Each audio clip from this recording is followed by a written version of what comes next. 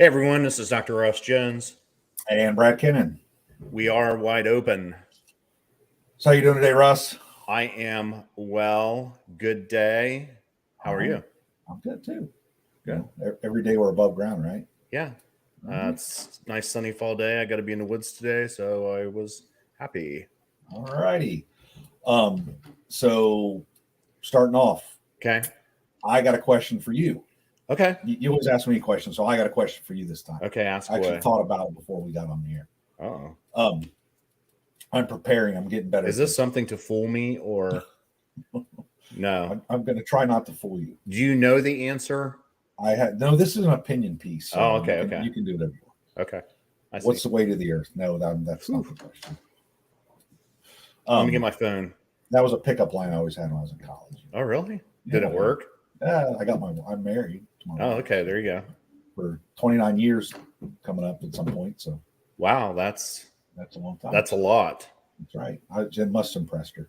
Yeah. Anyway, we're on this the subject of Bigfoot and Sasquatch and things like that. So, okay. There was a DNA test out there that said, like, I think a Squatch was on a branch of a lemur or something of that sort. Or whenever we get these DNA things back, it always comes back as, human contaminated, and that can't be possible. Not every sample can be contaminated. So, probably is what they're doing is they're not, we don't have the whole genome of the Bigfoot, so they really can't isolate it properly. But then my question comes back. This is the question I'm going to ask you today is, do you think that a Squatch is more along the lines of a lost human tribe of people, or is it simply a primate? Well, it's easy to say that it's a primate, right? Because, we're primates, and so primate is a broad thing. I think that's where we got into this thing where everybody's saying, it's a relict hominid, and it's kind of like, well, everything kind of is that it could possibly be if it was like from Gigantopithecus, or if it was a lost tribe, or if it was Paranthropus. So, I still believe personally that it's from Gigantopithecus or it's from Paranthropus. Those are the two easiest things for it to be, or it's something in that, clad over there in Eastern China, Eastern Asia, something that crossed land bridge, obviously.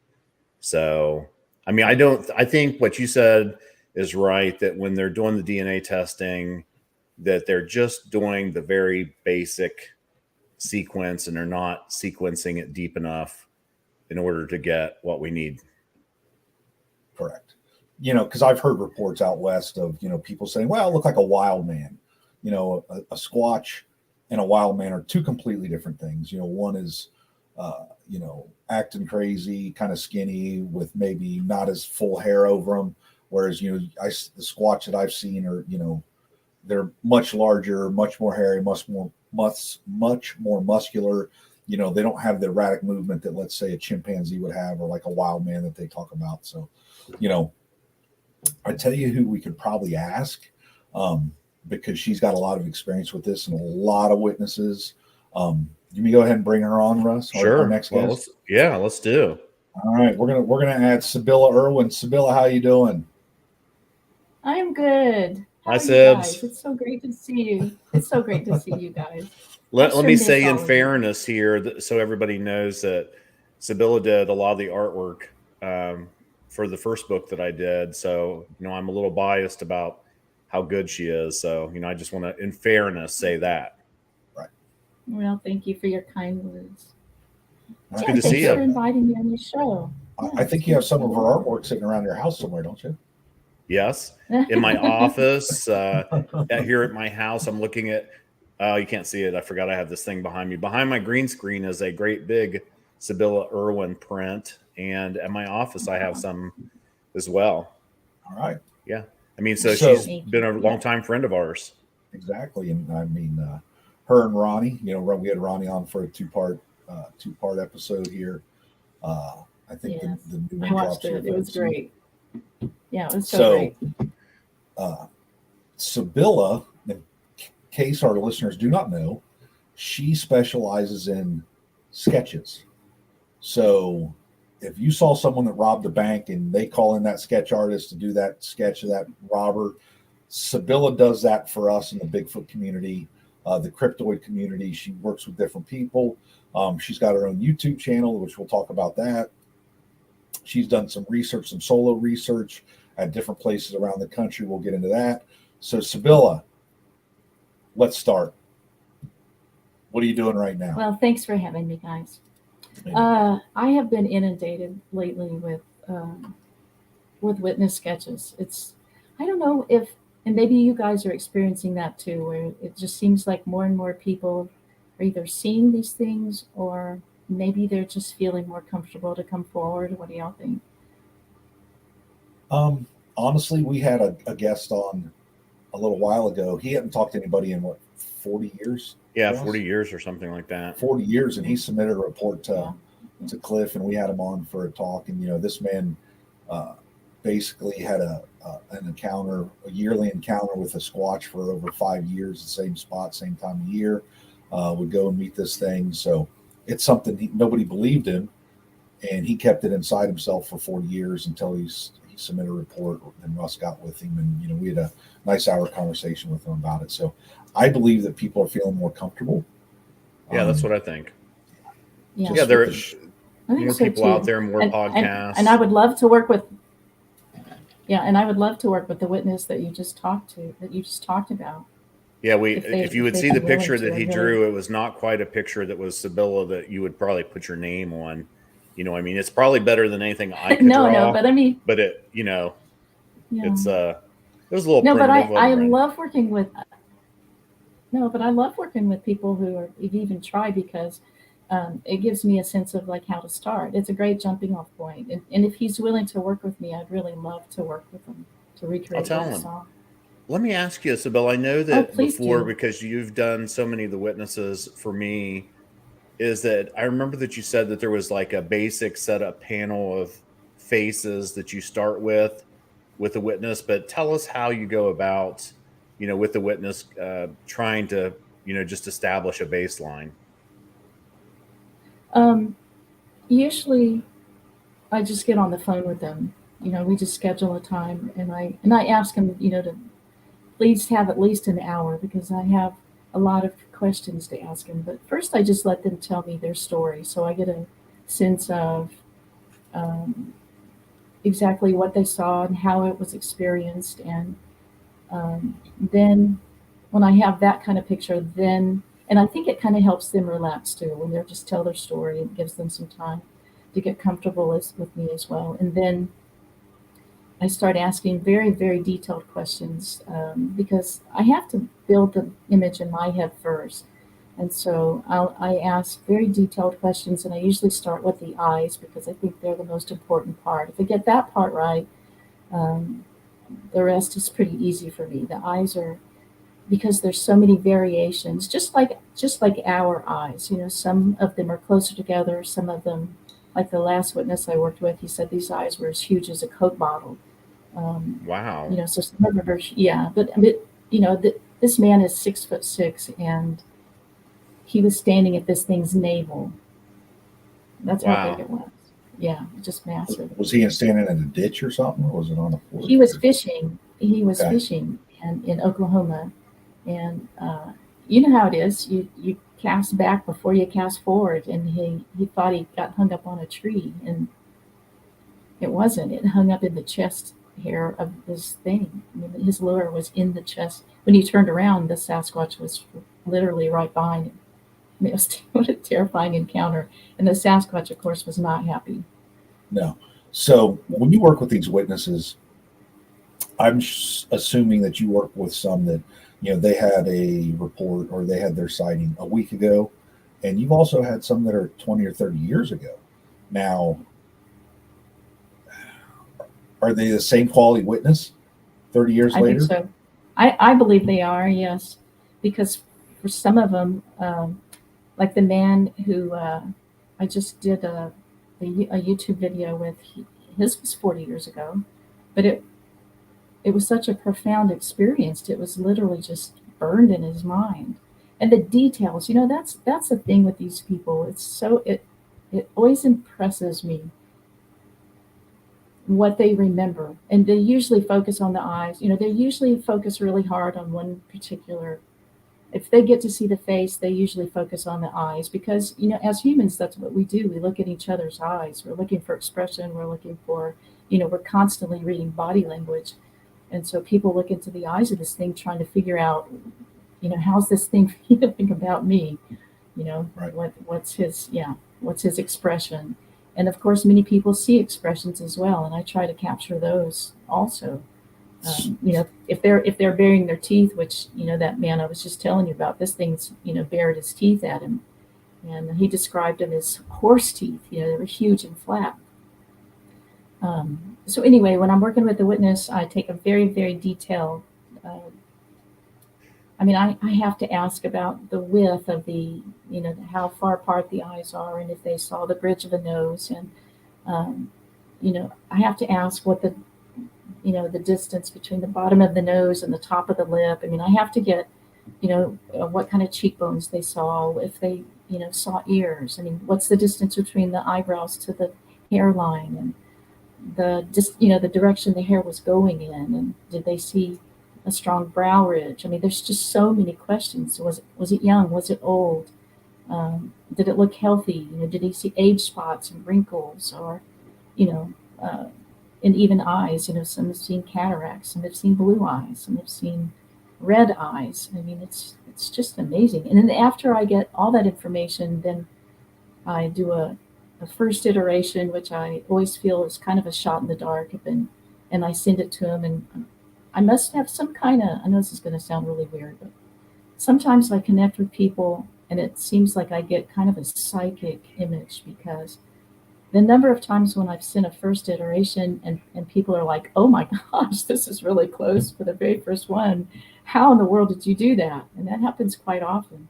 So Wow. Sometimes I think I pick up impressions, and sometimes I'm working on a witness sketch and I'll do something like I'll, make the eye bigger or wider or something, and I'll know that it's right or wrong. And I don't know how I know that, but it usually ends up that I was right. It's really Do you think those people, had this fleeting experience, they had this sighting or whatever it is, and that talking to you, and then you take their thoughts and put on their paper, and once they see that sketch and that piece of paper, it's almost like they've taken their brain dump and now it's on a piece of paper, and honestly, it's huge.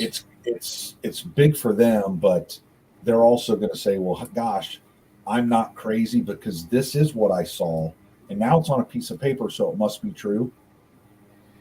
You see what I'm saying? Yeah, I think there's something. It almost it's cathartic. I justifies their sighting. Yeah, I think there's something in the process that helps them, because it's for many it's such an emotional experience. And I think when I ask all the analytical questions, about the exact shape of the eye and the distance between them, and I think it kind of sends them into the left side of their brain where they have to be a little bit more analytical. And I think by the time that we're done, there's very often they tell me I can sleep now. Like I'm sleeping better at night. I'm not having the nightmares that they had. So it's kind of, yes, it's out of their head now, and they can take it and turn around and say, this is what I saw, and this is why I don't hunt anymore. This is why I don't go out in the forest at night, because this is what I saw. And then other people can, because you can use 1,000 words to try to describe something that you've seen, but when you hold up an image of it, it's like, oh, that's what you saw? I get it. But that's terrifying. Well, and that happens to me all the time. Like I'll finish a witness sketch and I'll look at it and I'll think, my God, this person saw that? That's terrifying. Well, what about them, even sharing it with their partner, spouse, kids, their buddy, that was with them that didn't get to see it, wonder why you were scared. Well, they hold up this picture and say, this is what I saw. Yeah. You have to believe me now because this is it. Well, and then sometimes witnesses, after we have done their sketches, they do show it to others, or, I put it on my Facebook page or something, and then somebody else will see it and they say, that's exactly what I saw. Where were you? And so that's validating, also for the witness. So they get validation that way. I have to ask you, is there one case that just stands out in your mind as, when you go back to all these cases that you've done, you're getting investigators giving you the very best cases because these are only ones that you can do where, it's a very close, good visual sighting. Is there one that sticks out? Your favorite case? I don't think I have a favorite case, but there's some that, I think the one that I just finished with Mark from British Columbia, that there's so many things that happened in that with that witness. Give us a rundown of that. That's the one where he was a young man in his 20s, and he decided to go live out on this off the grid cabin that his family owned, and he was just going to he thought he would spend maybe a couple of years there just fixing it up, and he wanted to just get out of the city, and it was very remote, and things started happening, but he and that was part one. I was told in part one, he told the story about the build up to it, because he just didn't realize that they were communicating with him. He didn't understand. Sasquatch wasn't on his radar. This was a long time ago, before anybody was really talking about Sasquatch. So he just didn't know about the gifts being left on his deck. Things like feathers and rocks, and he would a dragonfly. He picked up a dragonfly on one of his walks and observed it. It was beautiful. Well, by the time he got home, there was a dragonfly at his door. Just weird stuff like that he just thought, well, that's odd. So, but eventually, and it all, his life completely changed one night when they came to the house. Well, I think they were kind of living underneath his cabin, and he didn't know that. That's another part of the story. But anyway, he wakes up in the middle of the night, and his bed was right by this big picture window, and he wakes up to hearing the boards creak, like something is so heavy on his deck that the boards are creaking like they're about to break. And so he sits up and he looks out. It's a full moon kind of night, and he sees this, like something that literally materializing on his deck, like right in front of him. Like at first it's just like a dark shadow, and then within seconds he sees hair, and then it just develops to it's just this form that's there with with long hair. So that was just the start of it. And then eventually the big one, so that was just a small female, and then eventually he hears more of the creaking, and he realizes that there's another one, and he presses his face up against the glass, and he realizes that there's the male is plastered against the wall with his leg kind of covering his private parts. And when the male realizes that he's been seen, then he just steps out and shows himself. And it's this huge, I sent you, I think, the images. It's this huge 10-footer, that's just right there. And so as this night unfolds, they do some very strange things. The big one actually comes down, and he said the head of this thing is like 2 feet wide, and it's massive, and that's probably the word I hear the most from witnesses. If there's one word, it's that these things are massive. And it's got down with its face, and it just like they had a stare down.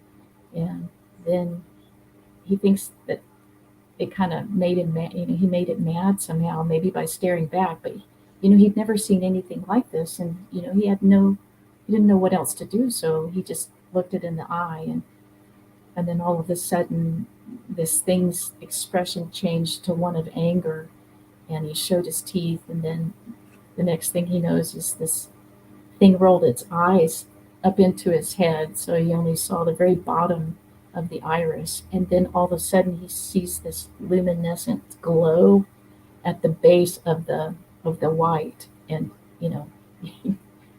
And then the next thing he remembers, he sees like just for a second like a spark, and then he felt like he was hit with something, and it knocked him back in the bed and almost knocked him unconscious. And he just laid back there for a while, and then he had mind speak, and it was the female, and she was telling him to get up. That was just nothing. Like, get up and look out the window again. And so he did. And the male had moved down the porch, but the female was still there, kind of rolled up in a little ball. And then she eventually moved off the porch. And then, now he's worried about the big one since he got zapped, and which now he calls him Zap. He's terrified of, he's been hit by something that he's never experienced, and he doesn't know what to think. He's terrified. He's out there by himself. There's no phone. There's no one to call. And you've got this massive creature who, he didn't know whether it was, what its intentions were. So he looks again, and the male is still on the porch, but he's on the other side of this kind of wall area with a little window in it. And when Mark looks at it, this thing kind of does its hand like this, like stop. And then this thing does this strange movement where it slides down the porch. I mean, it's just the weirdest encounter. And he doesn't really know what to make of all of it. The female kept showing, she walked kind of right in front of a little bit farther out so that he could see her whole body. She gets down, and then she does this strange, like almost like a dance for him. Like she kind of was on the ground for a while, then she sticks a leg out, and then she pops up, and then she does literally like a little dance, and he's kind of mesmerized, like, she even curtsies.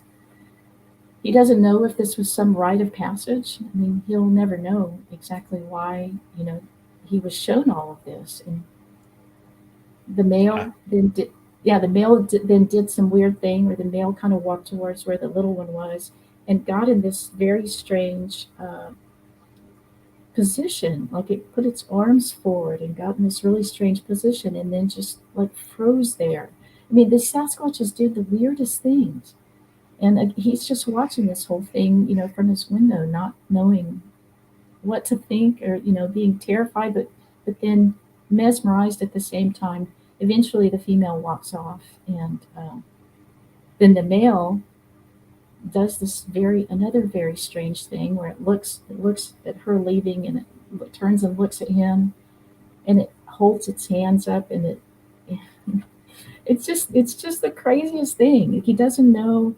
The thing eventually looked back at him, and then he got this really ugly look on its face again, and then it turned and left. And so Mark was thinking, that's it. Everything's going to be okay. He's still trying to figure out what in the world just happened. And he thinks he hears it walk off, and then the next thing he knows, this thing is banging on the side of the cabin, like really hard. And he thinks it's probably going to come in through the cabin now. I mean, just bam, bam, bam. And he starts to move towards the middle of the cabin. And the next thing he knows is he's hearing something that he says the only way he could describe it was kind of like a didgeridoo, the Australian instrument, where he starts to feel that vibrating sound. And he says he even got this image of the Sasquatch's lips as it's making this sound. And then his whole body started vibrating to the point that he is, the next thing he knows, his body is on the floor and his consciousness is out of his body. And he's standing there looking at his body. And he tries to get back in his body. Like this, he almost died is basically what happened. And I clearly would have died personally. How long ago was this? This was like 40-something years ago. This is back in the 70s in British Columbia. Did he move out that day then, the next morning? And he had to stay there that night because he didn't have anywhere to go.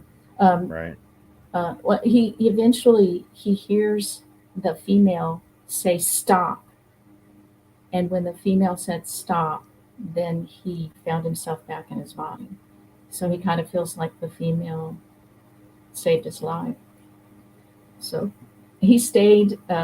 He he hurt himself as he fell to the floor. He bit his tongue. He hurt his wrist and his ankle, and so he basically just dragged himself into his bed. And I don't think he got much sleep that night. And when he went outside the next day, he was just praying that it was all just some kind of horrifically bad dream. But when he looked outside, around 12 o'clock, he finally looked outside, and the boards were warped. And some of them, they were kind of the planks that kind of overlap each other, like not like shiplap, but how they're grooved. Like some of them were bowed so bad that they weren't even in their grooves anymore. Like from the weight, yeah. So he knew that it had actually happened. I think he stayed one more night, and then he left. And I think he went back like 6 weeks later to get the rest of his stuff, but that was it. Wow. And then they sold the cabin, which they never spent any time there again. And his mother also had some strange experiences there too. Wow. So I mean, the implications of that, of what that witness experiences. Now I don't know if you guys have experienced infrasound or not, but I have, and it's it can be a real terrifying thing, and the physical effects can be real terrifying. I always have a struggle, like, because I've never experienced it, having a way to differentiate between that and normal physiological reactions like a panic attack. And I think I've talked about that before, where, people are in the woods, they're not used to being in the woods, they're not getting much rest. Maybe they're got some kind of illness and it's affecting their rest. And but when you're experiencing something that you've never experienced in your life. And the first time I got hit with infrasound was in Honolulu, Oklahoma, and literally my entire body started vibrating in a way, and it was just from a sound. Like all I heard was just a very soft moan. And there was another person up in the bed of the truck, and another person had started walking away. And I kind of expected the guy in the truck to turn around and say, what the heck was that? But he didn't. And so it was almost like I'm the only one who heard it, and I'm the only one who was affected by it too. But it just started like as a soft moan, like to my right. And then the next thing I know, my body is vibrating in a way that I've never experienced in my entire life.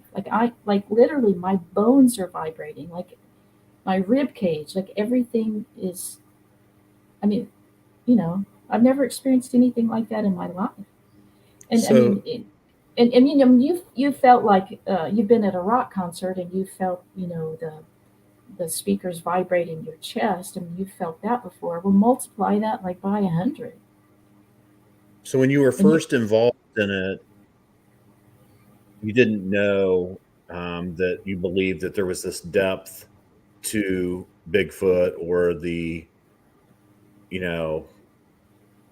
depth of the sighting, more than just a visual or an auditory type thing. But then as you've evolved, you've, through your own encounters and through listening to the witnesses, now your beliefs have changed that way. Is that fair? Well, it's not a belief, actually. Once you've experienced it, it transforms from belief to, your experiencer then. Mm-hmm. So it's not a belief. It's like, I know because I've experienced it myself. The second time that I got hit with infrasound was in the Upper Peninsula of Michigan. And I heard this thing, walk up to the tent. It came out of this kind of swampy area. And I heard, you guys know that. You've been in your tent and you hear that footstep. And it's a really slow, deliberate footstep. And then seconds later, you hear another one. So I heard this thing coming up to my tent. And it literally came and stood right where my head was. And then the next thing I know, I can't inhale. And that's never happened to me in my entire life, and it hasn't happened since. The best way to describe it is if you inhale and you take in as much air as you absolutely can in your lungs and try to breathe in more. That's what it was. I was laying there going, because I literally couldn't inhale. And I didn't panic or anything. I just thought, well, this is weird. And And I bet you if I make a whole lot of noise in my sleeping bag, it'll probably stop and go away. So I kind of endured it for as long as I could, and then I did. I made a whole lot of noise in my sleeping bag, and then that's exactly what happened. Like all of a sudden, I could breathe normally, and I never heard it move away.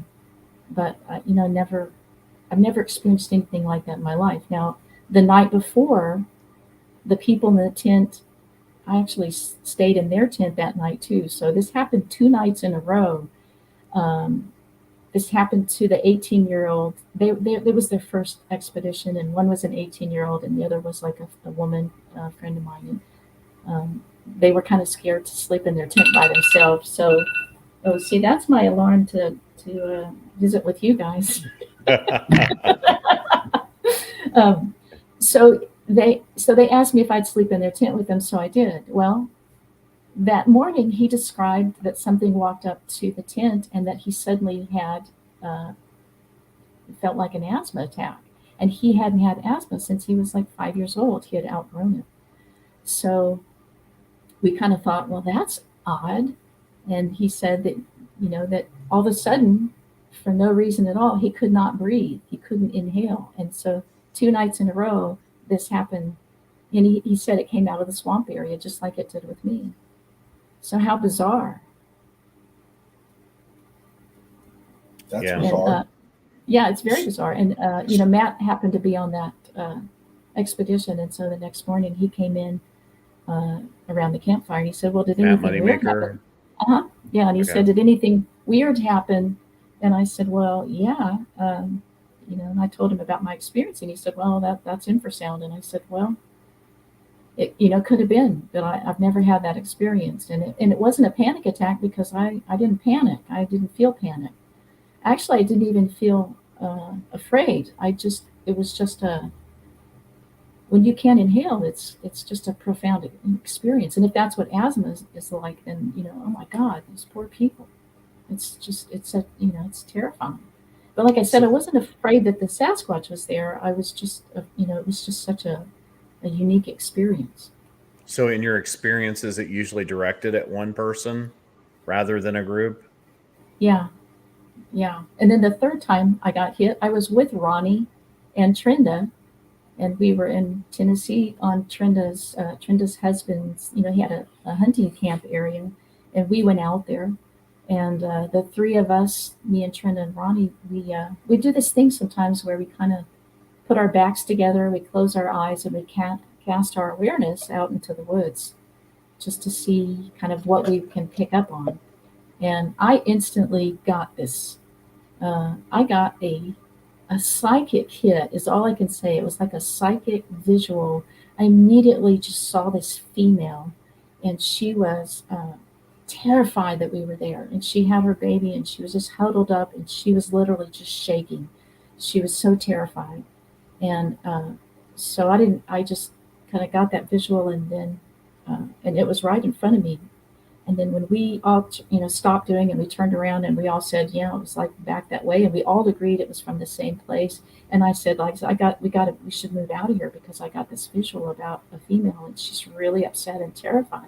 So we turned around and we started walking down the trail, and we got maybe 20 yards. And all of a sudden, oh my gosh, I went from being like, I was perfectly fine to, I am about to have the world's biggest intestinal blowout in the universe. Like, really, I mean, it was just like that. Like 1 second I am fine, and the next minute I'm like, oh my God, and I'm like doubling over. Like, oh my God. This, like, and it was bad. And intestinal things usually they don't just quit. Like once you've had that kind of cramping and you're about to, Yeah. it doesn't just go away. Well, as soon as we got around this corner where we could not be seen anymore, it was gone. It was gone that fast. And I had no intestinal issue after that. It was, so what was that? And that they were right, I was right in the middle between those 2 women. So again, how in the world do you explain that? Y'all eat the same chili? Is that what you're saying? I mean, it's crazy. So when people, so when this man started sharing with me, and I worked with Mark for 2 years, 2 years, you know. And when he charge told me his like therapy sessions. I don't charge witnesses.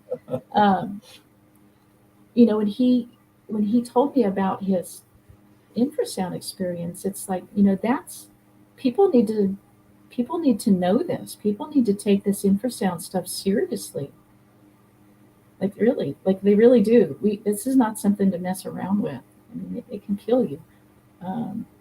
And the guy that I told you about, the fisherman who landed a lure in that thing's chest, he was, you know, the second part of that story is he was, when he looked up at this thing, and like I said, his head's at this thing's navel, and he looks up and this thing starts growling and he starts vibrating all over. And the next thing he knows, he's passed out. I mean, he wakes up and this thing is gone. So he got knocked out with infrasound. So now here's two, you know, back to back. Or did he pass out because this thing he was remembers. No, but one he foot away remembers, from like, him, and he just, well, you know, that could be part. you know, But he remembers the possums violence. do the same thing. You know, he He remembers the shaking. Like he remembers, you know, being vibrated. Okay.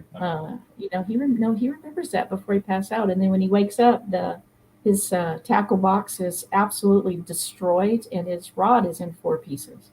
Oh, And his okay. wife, you know, who's asleep, his pregnant wife who's asleep in the tent, you know, there's a 22-inch track there. You know, he digs out his tape measure. There's a 22-inch track there. That's a big track. 10 feet across at the toes.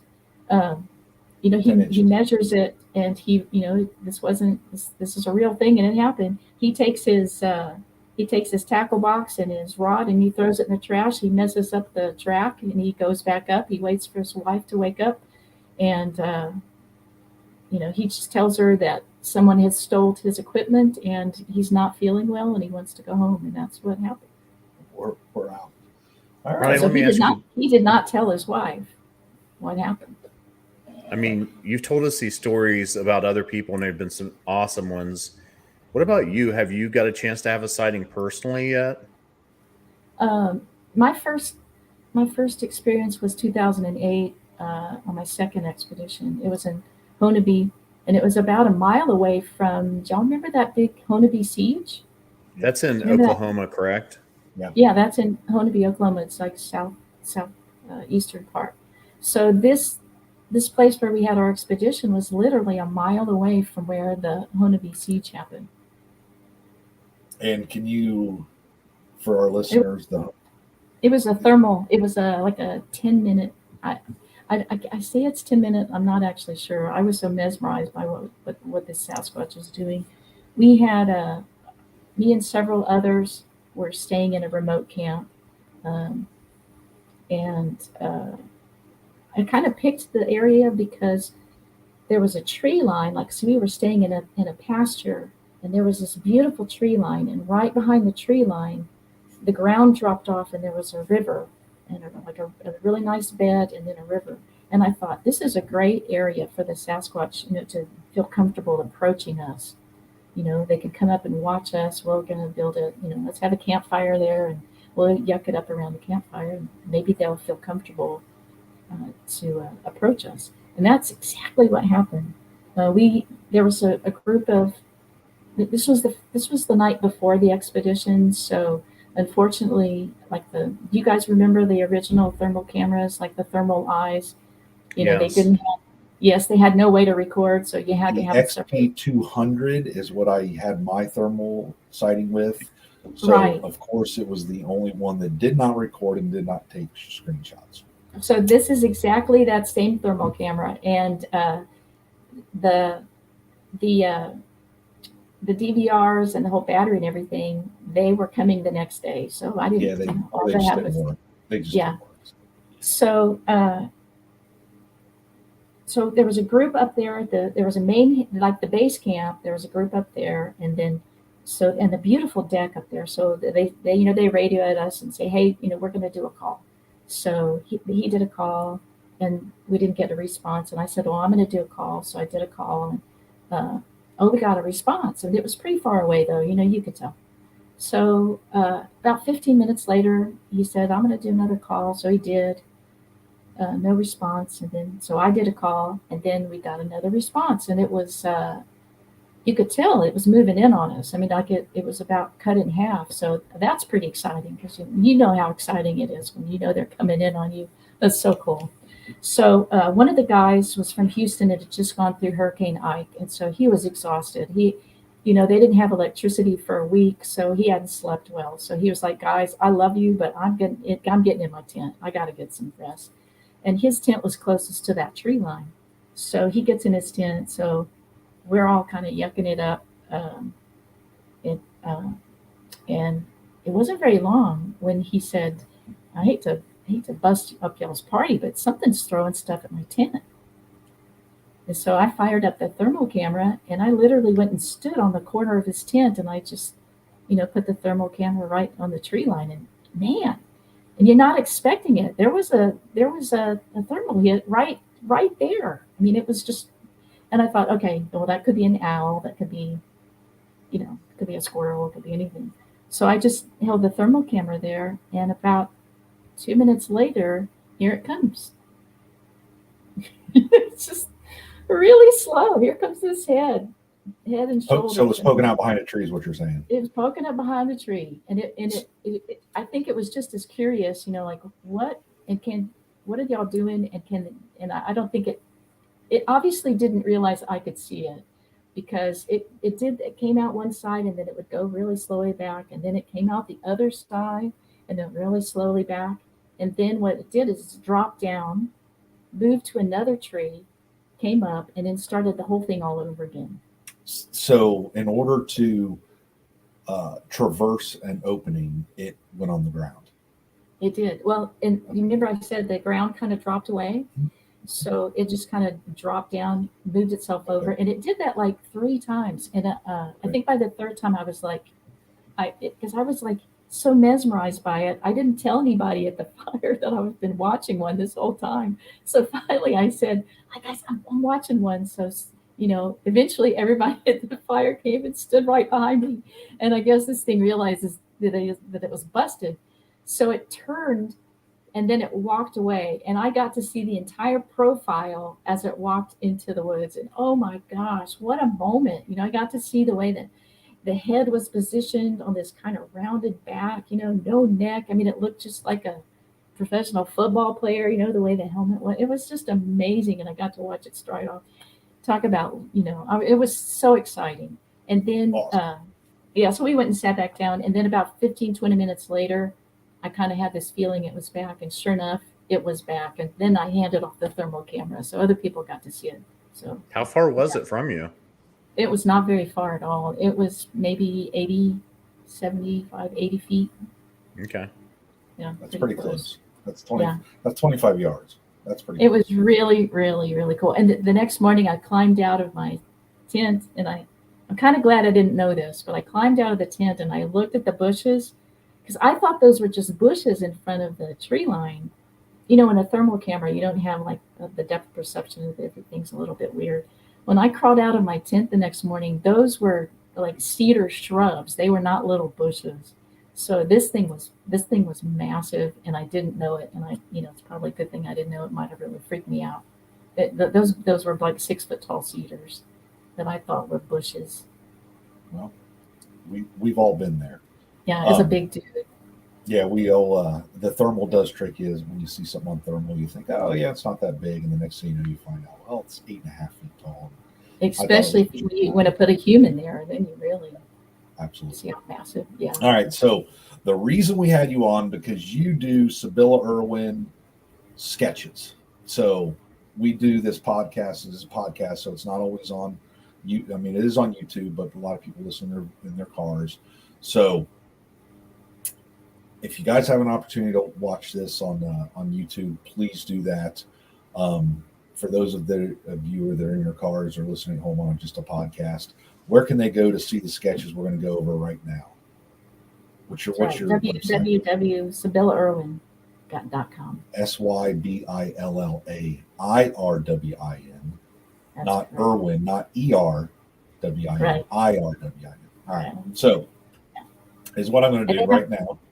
They have to go to the gallery. I'm going to add your website right to our screen right here and direct me what you would like me to do and what you would like to show us. Well, if you kind of go to the very first part of that thumbnail, Okay.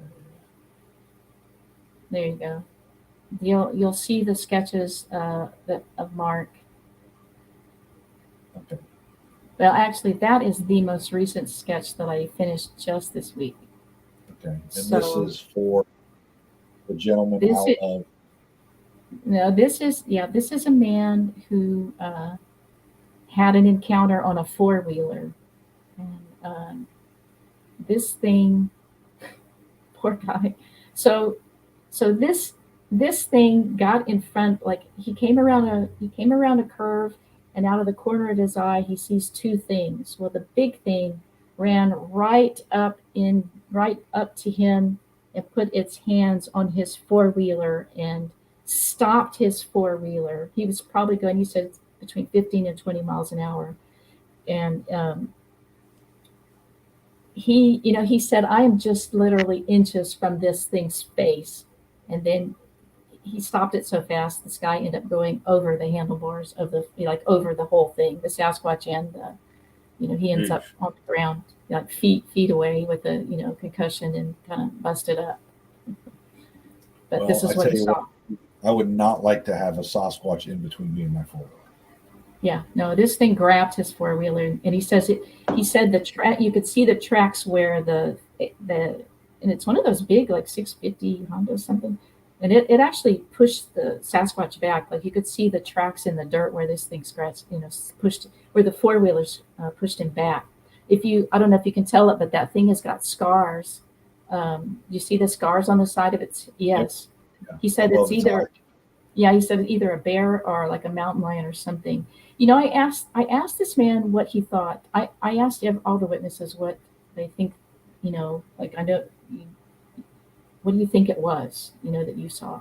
And this is the only person that's ever said this to me. He said that he believes, since it was so human, I mean, it was massive. This is another 10-footer. He said this is like a biblical giant. He believes it was a giant, like a giant man. That there's a race of beasts living where his research area is, and he feels it's a giant. Like he didn't call it a Nephilim type thing out of the Bible, that the Bible talks about the interbreeding of the fallen angels. Now, he didn't say Nephilim, but he feels like it, more like a David Goliath kind of giant. Well, didn't they have they have the story out of Afghanistan, the giant of Kandahar. Yeah. So that's supposedly, there's witnesses to that. There's people that put the story. There's the soldiers, the whole thing. It's very popular. So who knows? Well, and he's the only witness that's ever said that. So he thinks it's more a human looking rather than a gorilla looking. Is what you're saying. Absolutely. And in fact, the witnesses I've been working with lately, they've been more human looking. Okay. All right. So there's where would you like me to go next? Well, you can click on the body of that one. Look at the body mass. And he said the shoulders were, from tip to tip are at least 5 feet. And this is that's the guy that stopped the four-wheeler. Okay. Wow. That is a massive. Yeah. It almost looks like a Russ. Yeah. Yeah. You remember that one state trooper that I was talking to? He told me, think a sheet of plywood when you look at one that's large. Yeah. And he also saw the male parts. That's also the very first witness I've actually put in, like the male parts. Because he said, we're going to put it in because that's what we saw it. If you go to the next the thumbnail up there, that one, look at that, like that. This is that looks to me Aborigine. And that's what he said. He said this looks like an ancient man, but from like Papua New Guinea. And so that's when I was working with him, I actually went on the web and I studied, the faces of the people from Papua New Guinea. And You And the know, blue eyes, I mean, you can't, I've taken 2 reports with blue eyes, but it's striking to see them. it absolutely is. In fact, when I was drawing it and I was actually, starting to put the color in, when you put those blue eyes in, man, it takes your breath away. And he saw this thing up really, really, really close. Like he could have reached out and put his hand on this thing's shoulder at one So point. as I click through the thumbnails, it's doing some actions. Yes, it Like, actually, yes. When the Sasquatch realized that he was there, the first thing he did was he actually did a double take, like what? And then it put its hands up because this guy had his gun up. The hunter Ernie had his gun up. So the first thing he did was a very human thing. He was like, whoa, whoa, whoa, like dude, put his hands up. And then it started walking towards him very slowly, but it was actually doing hand signals to him, like it pointed to him, and then it pointed to you, and then it pointed to him, like his own chest. So it was doing hand signals to him the entire time it was walking towards him. And he said, one of the things he said to me, which really hung in my mind, is that from the moment the Sasquatch realized he was there, it was like the Sasquatch knew what to do to put him at ease. Like the Sasquatch knew how to like bring him down emotionally. wow. It seems really Yeah. clear that they know what weapons are. You hear that Yes. time and time again that, they, of course, there's a lot of studies that show radio tracking of grizzlies were following paralleling hunters. They had learned to associate the hunters with the food. So it's Food. clear that Yeah. they would do the same thing. They have a higher intelligence. Yeah. And so Now, this thing knew how to put him at ease, and so he did. He put the gun down, and it walked right up to him, and it was just using hand signals to like, I'm going to go over here, you go over there. I mean, it was just you go your amazing. way, I'll go mine. We'll And just, there was two of them. Like it actually met up with. Oh, and it was showing him that it was showing him his hands up, and then he did that palms down thing also, like as it was walking towards him. And then he actually got, the one where he's showing, where he has his hands up to his face. This thing whistled first, and then when the whistle wasn't answered, then it put its hands up to its mouth and it whooped. It whooped. So he's as this guy is standing 5 feet away, this Sasquatch is whooping, and then he did get answered. So I mean, this guy actually got to see a Sasquatch whooping, which is really cool. Then And it then went it off turns in the out- direction of the whoop that answered it. Yes, well, the other one came up and met it, and then so Ernie's standing there watching this, and the Sasquatch, he can hear them talking, and then the Sasquatch, the big one is talking to the smaller one, and then the big one turns and looks and points to and then the other one turns and looks and has that surprise expression, like what, and then but obviously they're having a conversation. The big one points Ernie out. The little one looks and gets a surprise expression, and then the big one points to himself and tells him, where he's going, and points to the little one and tells it where to go, and then they split, and then they left. wow. So they're obviously communicating with hand signals and through language. Wow. Because this one looks more orangutan like. Yes, and this one is Mark, the man I told you about who almost got killed. In British Columbia. Yeah, that's the man from British Columbia. This is when it was looking really angry. And is that the young? That's the female. Yes. Wow. Sybilla, when I'm looking at these, it's apparent that they look so different sometimes in the face and the body structure. Is there something that you've noticed in general that they seem to have in common?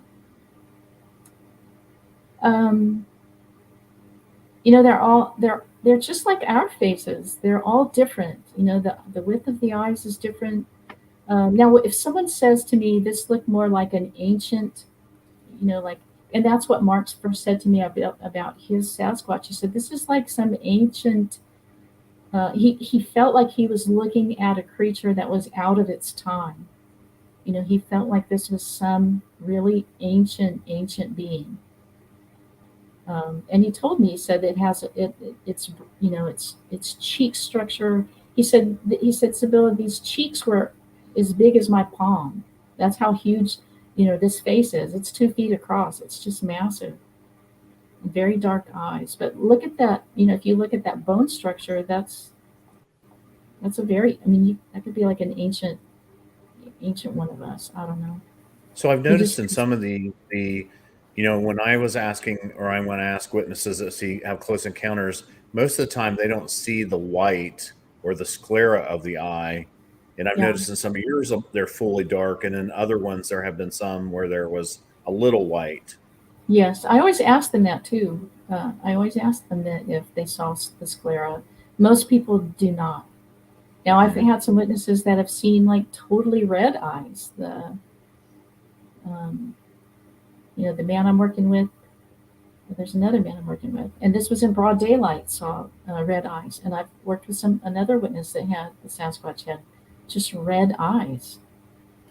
I know that the last one you did for me, it was almost like a troll-like appearance, and I remember you telling me that it was a troll-like appearance was common. Yeah, it's up there. It's up there in that thumbnail somewhere. Yeah, I think. Yeah, that was kind of a peaceful encounter. He didn't feel threatened at all. He just felt like it was really extremely curious about him and what he was doing there. I know I saw Russ because we had that discussion about that encounter. Right there he is. Yeah, right there. There it is. There it is. Yeah. Yeah, he looks like another Aborigine. Yeah. To me. Yeah. And so, and then like and the one right below that looks very Native American looking. Absolutely. Yeah. What a beautiful face. He was not happy about being seen. No. Wow. So like I said, these are all up at SybillaIrwin.com. For those of you that are listening in your car and you get to your office and you kill about 20 minutes, you can jump to our website and do something. It's an amazing thing. I guess one of the features I hear the most, or I would say that it's the most common, is the nose. Like most people describe the nose as being kind of wide and broad at the the nostril area, and most do not have the bridge like we do. Like it seems to start, their nose just seems to come out. They don't have those. Yeah, for most of them. Now, occasionally I call that covered. A covered nose. It's like it's wider than ours and flatter, pressed down like. Yeah, some people have said like a boxer that's had their nose broken a whole bunch of times. It lays kind of flat. It's interesting, when you think about that, because if it's covered like that, then it would make you feel like that smelling wouldn't be one of their greatest senses because of the way that it's built. But sometimes when I'm in the woods, I smell like a snake or a musky deer or something like that. So I suspect that they probably smell stuff. I mean, the nose is pretty large anyways, as it is. But, and you hear people say that they, hunters will say I could tell they winded me. They looked right at me when the wind shifted or something. So apparently, they must use that. And they're not assaulted by all the same kind of stuff we're assaulted by, with all the aerosols and don't even get me started. That's a whole nother podcast. What was that one of the eyes? You said the one witness says the size of a Coke bottle. Yeah, that was.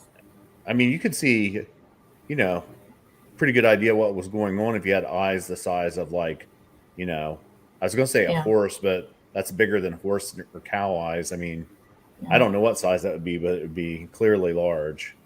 Yeah. I don't think that sketch is on my page yet because I'm still working on the body sketch. But that was the man that got the hook in the Sasquatch's chest, and hit the eye. The eyes are like red, like bright red, and it's a terrifying. I'll send it to y'all later, and as soon as I get the body sketch done, I'll put it up on my website. But it's a terrifying encounter, and the poor guy. All these people that had these things happen back in the 70s. they had nowhere to go. They had no one to talk to. Who's going to believe? And that's what he said to me. He said, I didn't even tell my wife, who's going to believe that I turned around and there's this, and I'm looking at this thing's navel. Like, who's going to believe me? And he had this face with red eyes and horse teeth, and and the next thing I know, I'm vibrated till I'm unconscious. Like, who's gonna believe that? I think it's pretty common not to. I just took a new report this week from Southern West Virginia, and it happened, I think, in 2015, and he just told his wife last year.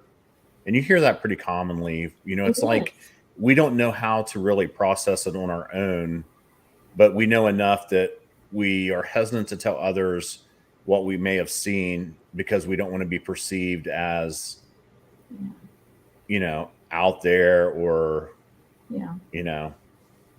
I'm stistill battling that right now, to not be seen as out there. Yeah, well, you're out there. You're really out there. Yeah, they laugh at me enough. So yeah, they don't need any more. It's a shame. It's a shame though, but I think it is getting better. I think it's getting better. Yeah. People are feeling. Now there's groups. Like if you saw Dogman, now you have, you kind of have a support group. You have people that have seen him also that you can go share your encounter with. I'm throwing a flag on that one because I don't know about Dogman. I don't want Dogman to be in the woods when I'm in the woods. I'm woods. with you, Russ. I do not want to. I do not want to run into one of those. They terrify me far more than the Sasquatch do. Yeah, I have worked with a couple of incredibly credible witnesses. In fact, my very first YouTube that I did with a witness was he saw more of like a skinwalker than a dogman. But the funny thing is that same skinwalker has been seen by three other people that he knows of in that general area. Yeah, so that's scary. Extremely credible people. Yeah, that's a whole other podcast. Yeah, maybe we can hook up with them at some point and talk about skinwalkers. Yeah. Scary. All right.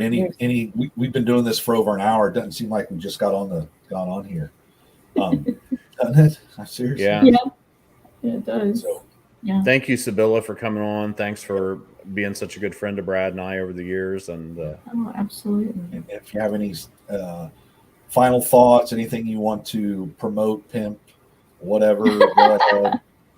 Well, you guys just keep sending me witnesses. That's the main thing. I think it's just important that these people have platforms like this to tell their stories, and they have people like us that will listen and have empathy because, these people have been through it. Oh, yeah. So you guys keep doing what y'all are doing too, and just keep sending me witnesses when you get them. Sybilla Irwin, thank you. You're welcome. Thank you, guys. All right, Russ, what'd you think of that?